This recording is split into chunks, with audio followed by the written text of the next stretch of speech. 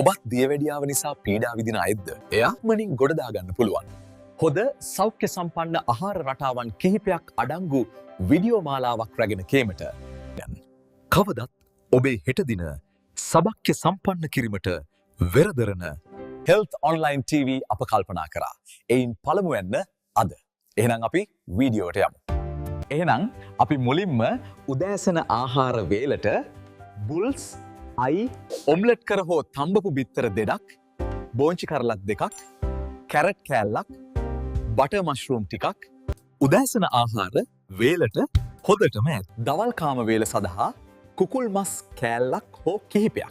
ඒ කියන්නේ ග්‍රෑම් 100ත් 200ත් අතර ප්‍රමාණයක් වගේ තම්බපු එළවලු සමගින්. මෙහිදී කුකුල් මස් වෙනුවට අපිට හැරක් මස්, එළු මස්, උරු මස් වගේ වෙනත් මස් වර්ගද ආහාරයට ගත හැකද? මෙම ආහාර වර්ග හා ප්‍රමාණ දවල් ආහාර වේලට හොදටම ඇති.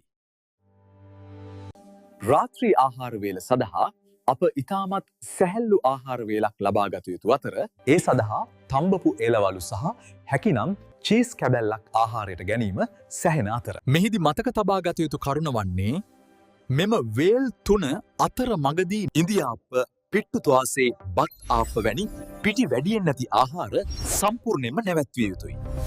එසේම සියලු පළතුරු වර්ගද නවතා දැමිය යුතුයි. ඒ මගින් ඔබ බලාපොරොත්තු වන ඉලක්කය කරා ඉක්මනින් එනම් මසකට අඩු කාලයකින් ඔබට ළඟා විය හැකියි. ඔයාලා බලනවා ඇති මෙහෙම කන්න පුළුවන් දා කියලා නේද? නෑ, කන්න පුළුවන්. ඕනෑම ඉලක්කයක් සපුරා ගන්න අපිට කැපවීමක් කරන්න වෙනවනේ. මොකද? එහෙම නැති වුණොත් මේ රොඟය වැඩි වුණාම එන ප්‍රතිඵල ඊට වඩා දරුණු නිසා.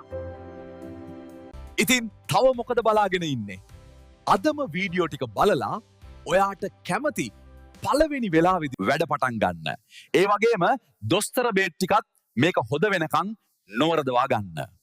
එහෙනම් ඊළඟ වීඩියෝ එකෙන් තවත් සෞඛ්‍යමත් කෑම වේලක් අරගෙන එලකම් ජය වේවා ඔයාලට.